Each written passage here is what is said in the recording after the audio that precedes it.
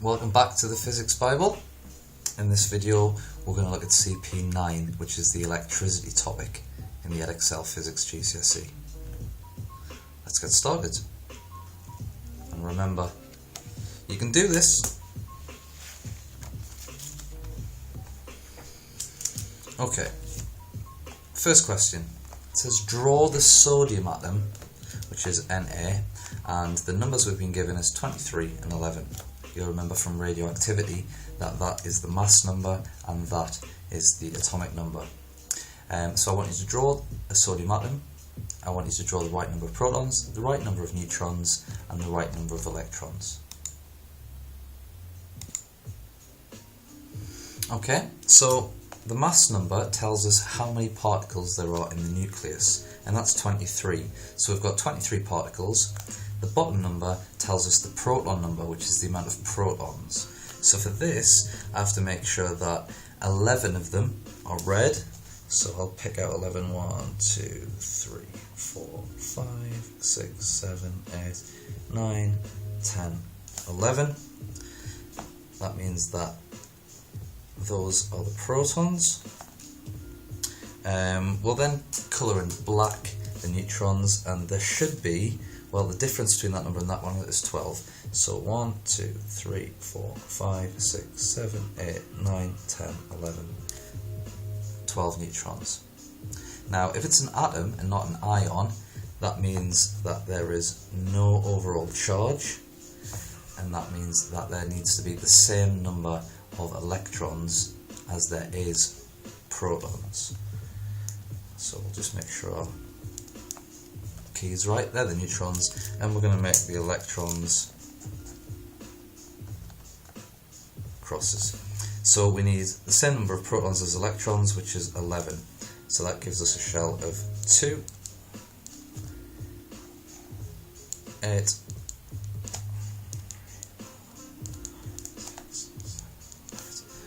10, and then finally we need one more. Okay, next, draw the symbols for a switch, a cell, a battery, a lamp, an ammeter, and a voltmeter. Have a go at that yourself, and then come back to the video and see if you're right. So to save time, we've just filled that in. Switch is, well, this is an open switch. A closed one would be where you'd still see the two dots, but the line would be closed across it. Cell is a single line, that's the positive side of a battery, and the little line is the negative side. Of a cell, because there's only one of them. Here we've got a battery, so that's the positive side of the battery, and that's the negative side over there. A lamp is a circle with a cross in. If you see anything like that, then that is the old symbol. So on the internet you might see it, but we don't want to use that in the exam, so forget about that one. The ammeter is a circle with an A in it, and the voltmeter is a circle with a V. Let's just go back over the three main parts of the electricity topic. A lot of questions are going to revolve around the changes and the effects of the current, resistance, and potential difference. The symbol in our equations for current, the symbol is I. That stands for impérial de courant. Apologies for my French accent, but it's it comes from French, and so that's why it's not a C. The resistance, or resistance, is an R, and the potential difference, the symbol for that is capital V. The equation that we should be familiar with is R equals V over I. So I is just the one you've got to watch out for. Remember, current is given the symbol I. The units, well, the unit for current is the amp. For resistance, it's the ohm. And for potential difference, which is also, I mean, we should think of it as voltage. But the exam board do want you to use the term potential difference. That's measured in volts. So amps, ohms, volts, and those are the symbols in the equation. So task 1, draw a series circuit with a cell and two bulbs. Now, for the sake of speed, I'm not going to use a ruler That's me being a bit of a hypocrite, because obviously I tell my pupils every time we do this that we have to use a ruler and a pencil, and in the exam you do. Okay, so make sure you've got a ruler and pencil to draw your circuit diagrams. For the sake of speed, I'm going to use a pen and do it freehand. Series circuit means that the components come on one after another. We need a cell and two bulbs. So our cell looks like that, two bulbs. We can put anywhere, it doesn't really matter. I could put two down the bottom, or I could actually put them on the sides there. It would be convention to draw it like that, and I would recommend you do it like that in the exam, because people tend to make less mistakes. But that circuit there is exactly the same as that circuit there. Draw a parallel circuit with a cell and two bulbs. Have a go at this yourself and then come back to the video. Series means one after another, but parallel means that our circuit is going to branch into more than one branch. So we'll still start with a cell, but this time we need a branch that has one bulb on, and then we need a branch that has another bulb on. You can see that even though my lines aren't straight because I haven't used a ruler, all these branches are parallel with each other. The difference is, in a parallel circuit, the electricity has more than one route to flow down. It means we're going to get different amounts of current in different sections. It also means that you can switch one bulb off but not the other. In a series circuit, anywhere where there's a break or a switch, it will turn the whole circuit off. In parallel, we've actually got, if you can try and picture this, we've got a complete circuit there. Okay, so that top one is a complete circuit, but then we've also got a complete circuit there on the outside. So even if we got rid of that middle bit, you can still see that the electricity would be able to flow around and back up to the battery. Next, label on the parallel circuit S, where you could put a switch to turn off both bulbs. So have a think about that. Where could you put it? There's more than one place, but we want a switch that will turn off both bulbs. Okay, well, if your answer was anywhere there, or there, or there, or there, then you'd be correct. It doesn't have to be before the bulbs. If you imagine the current coming around this way, it could be just before the battery, or just after the battery, on the side there, on the side there. It wouldn't work if you put it on the branch, because on that branch there, it means the electricity would still be able to flow down to that bulb and then back. So anywhere along here would be wrong, and anywhere along here would be wrong. The reason why it'd be wrong on this section is because then the electricity could still get to that bulb and back round. So that switch down here wouldn't turn off both bulbs. If we put a switch here, it would turn off just that one, and if we put a switch there, it would turn off just that one.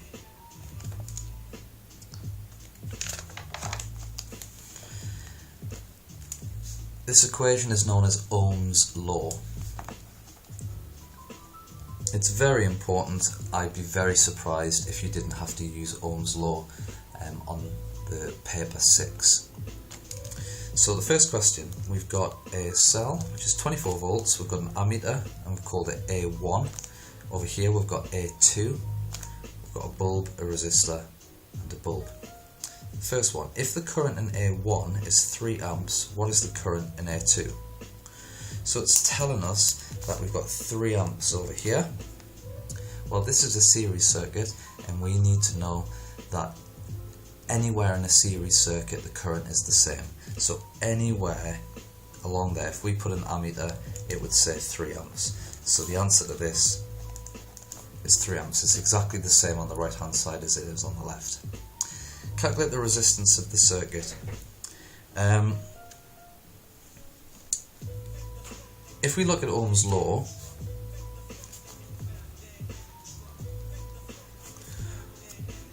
in the whole circuit, the total voltage is 24. And the current, wherever we look, the current is 3 amps.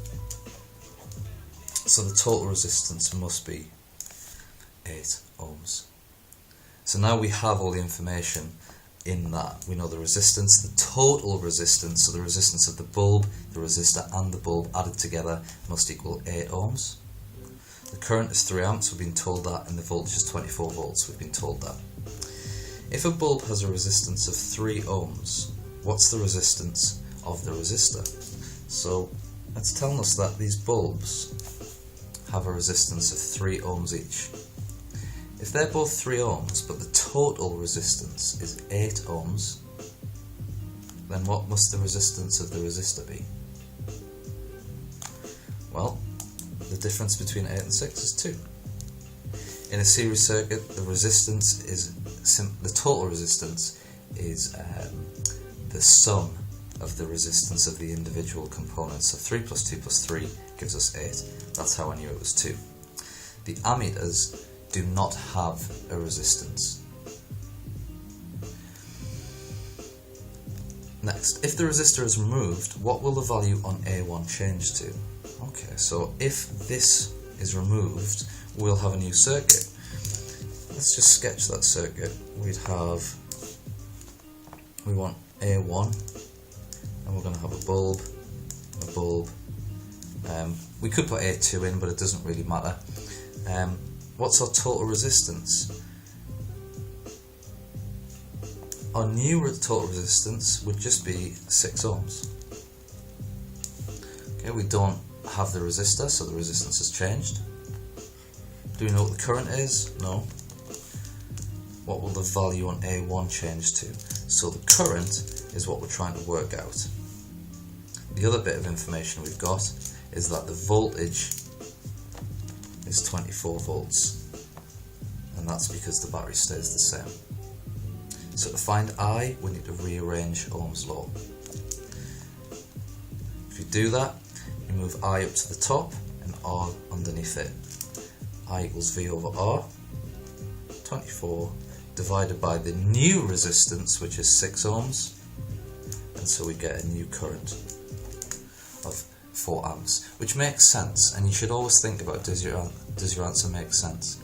If we've taken a resistor out, it means the resistance has gone down, and so if we've got the same push, 24 volts, then if the resistance is less, it means the current, the flow of electricity, is going to have to go up. Same push, 24, but divided by a smaller resistance, 6, gives us a new higher current. With the resistor removed, now I wrote voltage across one bulb is 12 volts. The reason I put a line through it is even the exam board kind of chops and changes this around. We should really be using the term potential difference. It's got the symbol V, it's measured in volts, you can think of it as voltage, but when you get a question, chances are the exam board are going to refer to it as potential difference. Don't get confused, okay? It's just V in the equation. So with the resistor removed, the potential difference across one bulb is 12 volts. Draw a voltmeter on the circuit to measure the potential difference for one of the bulbs. So what I'd like you to do is, on that circuit, I want you to add where a voltmeter would go if we wanted to measure the voltage of this bulb.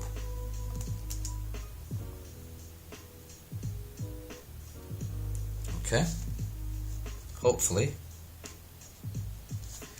you did that. A voltmeter has to go in parallel.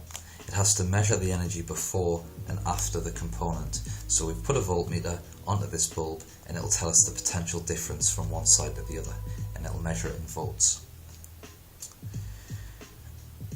What will the potential difference be if measured on the other bulb?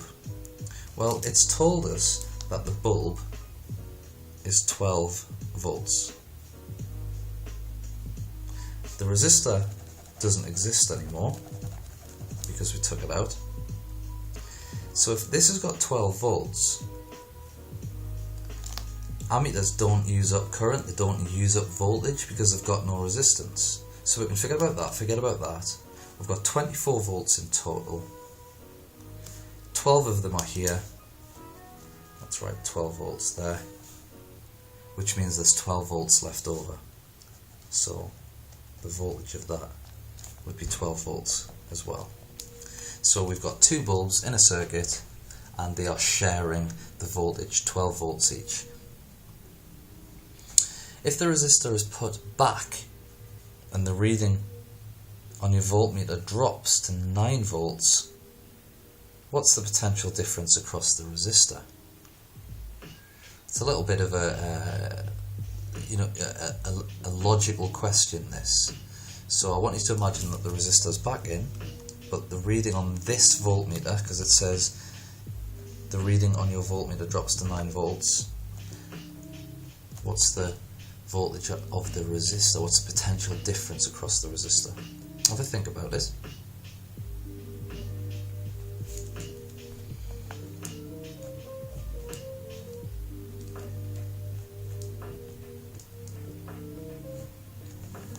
Well, if the reading on my voltmeter here is 9 volts, it's changed to 9.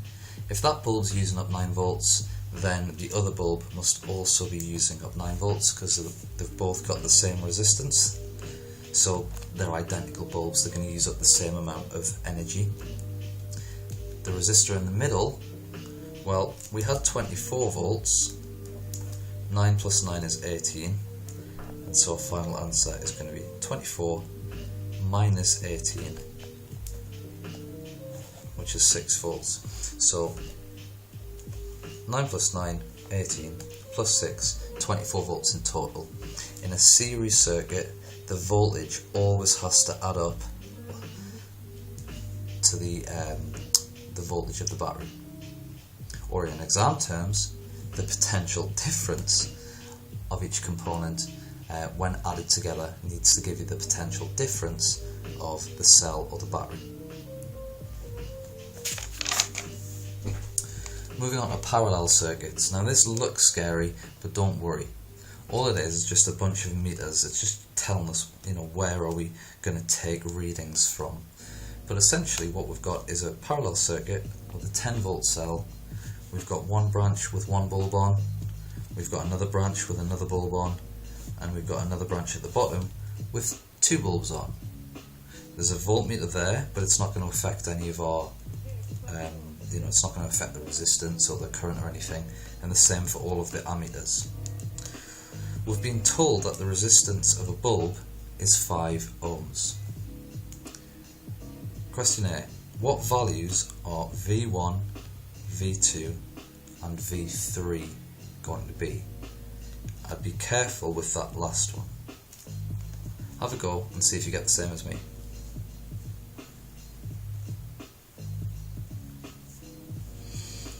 Okay, so the rule for voltage in parallel, or the rule for potential difference in parallel circuits, is that the potential difference of each branch needs to be the same as the cell. So we're going to have 10 volts from there to there, 10 volts from there to there, and 10 volts from there to there. Because there's only one bulb on that branch, and because an ammeter doesn't use up potential difference, it means that all of the potential difference goes to that bulb. So V1 is 10 volts. It's the same for the next branch. There's only one bulb, nothing else is going to use up the energy, so that's 10 volts. Now if you figured out V3, there's 2 identical bulbs, and that means that even though we've got 10 volts here, the 10 volts is going to have to be shared between the 2 bulbs. So V3 is actually going to read 5 volts. If we had another voltmeter there, it would say 5 volts, and together the potential difference of the 2 bulbs would be 10 volts. Now we want to calculate what the reading is on each ammeter. The first one we're going to start with is not actually A1, it's A2. At this point, we want to start thinking about the parallel circuit as lots of series circuits. Make it simple for yourself. So if we actually just forget about these bottom 2 branches and look at this circuit here, well, what we've got is we know that we've got 10 volts, but we also know that we've got a resistance of 5 ohms. So if the resistance of that branch is 5 ohms, and the voltage of that branch is 10 volts, then the current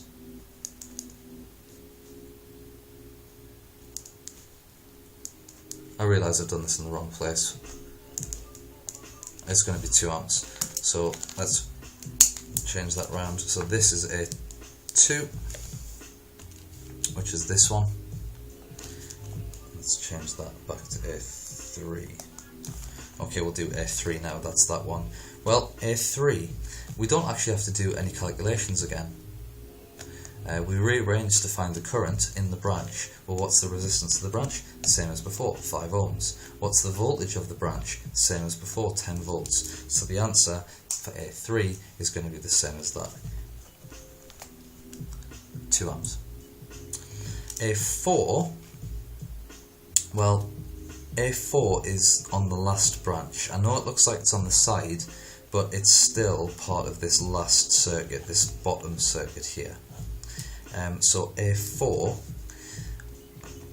we want to know what the current is. What's the voltage on that branch? It's still 10 volts.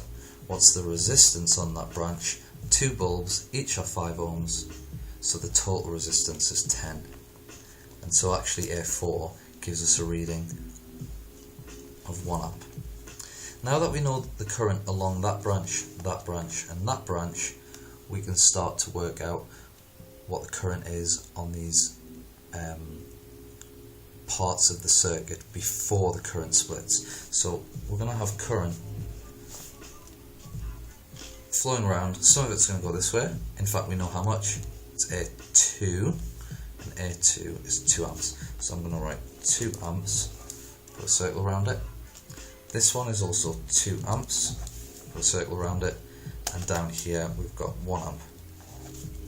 So there's our 3 values for current.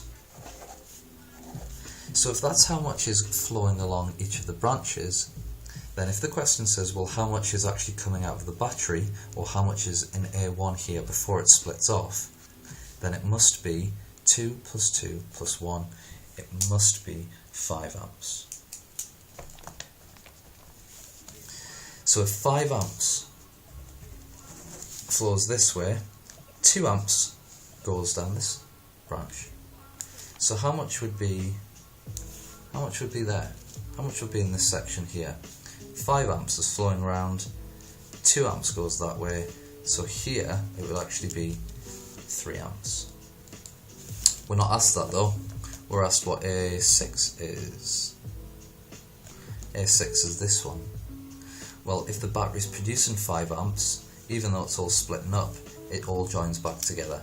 So A6 is also 5 amps. If 5 amps leaves the battery, 5 amps must come back to the battery. Finally, A5.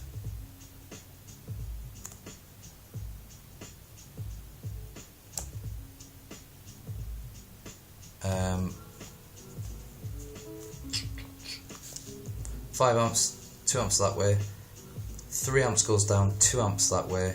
That means there's 1 amp left over. If 1 amp comes up here, and there's 2 amps coming along this branch, then that 1 amp and the 2 amps are going to join together, and so A5 is going to be 3 amps. So it's the same as what we worked out over there. 3 amps on both sides, and then we've got another 2 amps which is flowing along. That's going to join back there, and that's why we end up with 5 amps again there. So just to recap, to work out the current on a branch, you know that there's the same potential difference on each branch, 10 volts. You need to know the resistance of the branch, in which case in here we had 5 ohms, here was 5 ohms, here was 10 ohms, and then you can work out what the current on each branch is.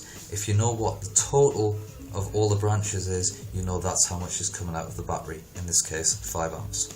If you know how much is going along one of the branches, then you take that number away from the number that you had that was flowing down here. So 5 minus 2 leaves us with 3. 3 minus 2, that goes that way, leaves us with 1. Travels round, 2 and the 1 add up to give us 3 again, and the 2 and the 3 add up to give us 5. Calculate the total resistance of the circuit. We've got the resistance of each branch, but we don't know that if we could just condense this whole circuit into one resistor, what would that resistor be? What is the resistance of all of this? We can go back to Ohm's law, but instead of thinking about what's the voltage and the current on each branch, let's think of what it is for the whole circuit. The voltage of the whole circuit is 10 volts.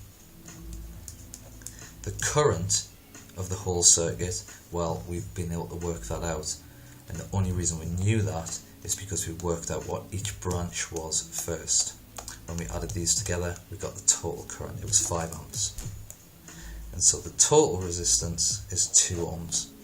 And that makes sense because the more branches you add onto a parallel circuit, the more routes there is for the electricity to take, and the more routes there are, the lower the resistance. So even though we've got a bulb of 5 ohms, another bulb of 5 ohms, 2 bulbs at 5 ohms, if they were in series, it would be 5, 10, 15, there would be 20 ohms of resistance. But because they're in parallel, we've got a current of 5, total current of 5, it actually shows that the total resistance is 2 ohms. So it's a bit like having a 2 ohm resistor, 10 volt battery, and what you get from that is 5 amps flowing around.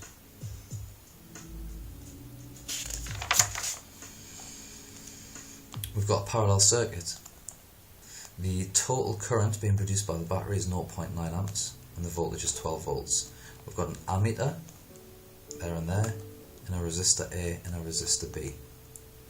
The question is, the battery outputs 0.9 amps. If A1 is 0.6 amps, and you shouldn't be scared to draw on the diagrams, bits of information you've got, what's A2 going to be? Have a think about that. Well, if we've got 0.9 and 0.6 flows that way, then 0.9 minus 0.6, it must mean that A2 is 0.3 amps. So we've got 0.6 amps going across that top one, which leaves 0.3 amps to go along the bottom. What would my current be here? Well, 0.3, it would still be 0.3. What would it be here? Well, the 0.3 has joined to the 0.6, and so here we would be back to 0.9 amps, and the cycle would start again. What is the potential difference across resistor A? We're trying to find the potential difference, so we're trying to find V. If you rearrange Ohm's law, we get V equals IR. Do we know the current in the circuit? Well, we don't want the current in the entire circuit, we just want the current that is in resistor A, which is 0.6 amps. So it's 0.6. And what is the resistance of resistor A? We don't know. Now, if you get to this stage in a question where you haven't got a bit of information, it might be that rather than working something out, just by knowing the rules of circuits, you can get the answer. Now, we don't know what the resistance is, we haven't been told. But there is no other component on this branch, just the resistor A, which means that there should be 12 volts from there to there. So the voltage of resistor A is going to be 12 volts. We don't actually have to do any working out. In an exam, it may tell you that it's only 1 mark, and that shows that you don't have to do a calculation and that you just know because it's just a branch and it's the only thing on the branch. So we're going to get all 12 volts there. There is a way of getting the resistance, and that's what we're going to do for this next one. What's the resistance of resistor B? Well, the voltage, again, we need to know that rule. We need to know that the voltage across resistor B is 12 volts because it's the only thing on that branch that's going to use up energy. So 12 divided by, we know the current's 0.3, and so we just do 12 divided by 0.3, which is 40 ohms. Why don't you have a go and work out what the resistance of resistor A is, and also the total resistance of the circuit. So what's the resistance of resistor A, and what's the resistance of the total circuit? See if you can work that out and check in a second.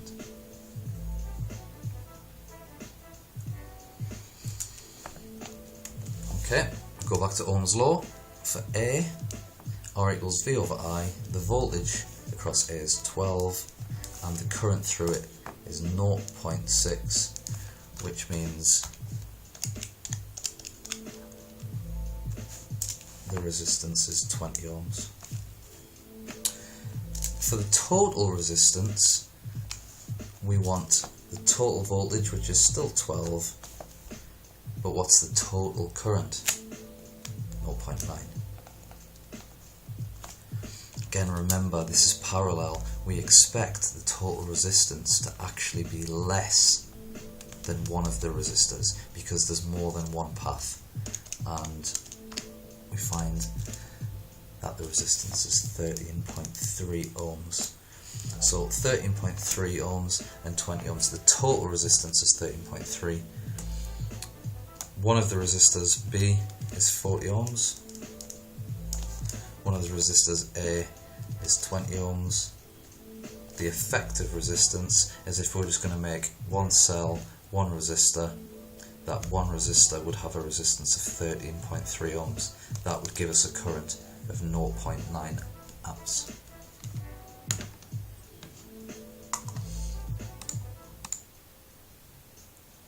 That's it for part 1 of the electricity video.